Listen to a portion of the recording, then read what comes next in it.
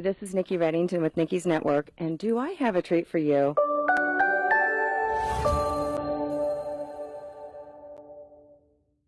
And how exciting your film, No Postage Necessary, is making its world premiere. With the script, that's where the story comes to life, and Jeremy did a fantastic job with this. The original story concept that Jeremy's writing partner, who is his sister, so you can keep it all in the family, his sister, Morgan Culver, came up with, and it was called Letters to a Dead Soldier. Yeah.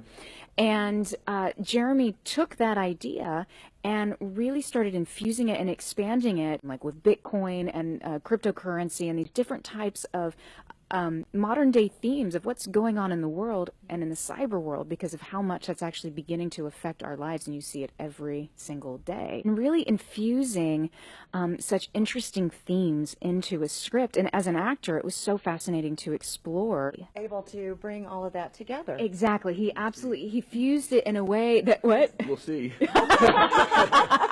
No, he absolutely fused it in such a way that it was very compelling in that sense. And so everybody had something, all the cast, we had something to lock into that's really was compelling for us when it came to character creation. And that's not an easy feat to do from a writing perspective, and yet he did it so seamlessly.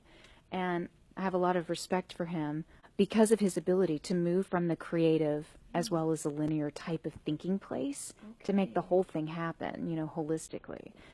And speaking of making it happen, everyone, we're going to see a preview of their movie, No Postage Necessary. Well, hello there, sir. You got any outgoing mail for me?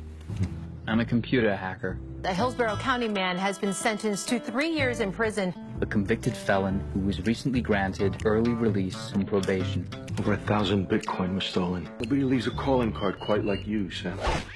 You are gambling with my relationships. I'm working a giant ice cream cone on the other side of town.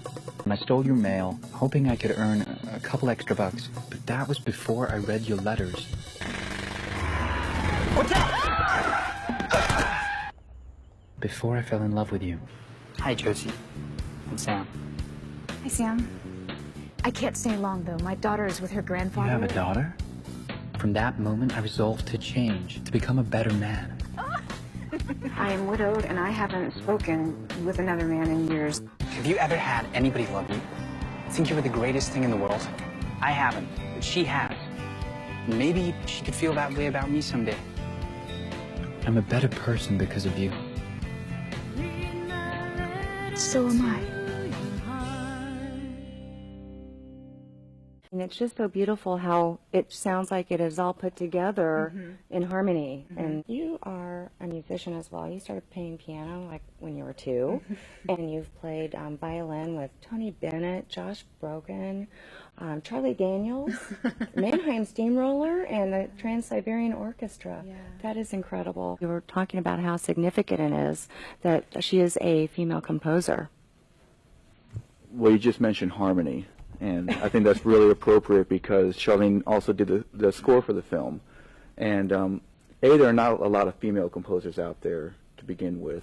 And with Charlene's background, I mean, she still surprises me as far as just the ability she has with music. I mean, she can go into, and she's just finishing her album now with Brent Mayer, who's a 6-time Grammy winner, producer. He discovered the Judds.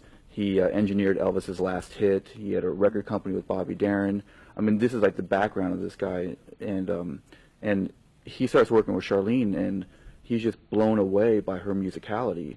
And she's bringing orchestras in from Bulgaria to do a 40-piece orchestra. She's like, I really think this song needs an orchestra. Charlene's actually wrote the arrangement for one of the songs, and this 40-piece orchestra and choir. So that kind of musicality is rare in and of itself. In the film business, to have a female composer bring that and have the opportunity to do that on a feature-length film is doubly as unique. But then to have your lead actress be able to do that, you know, people kind of assume that, well, not one person can be that talented. So therefore, she must not really be that good of an actress.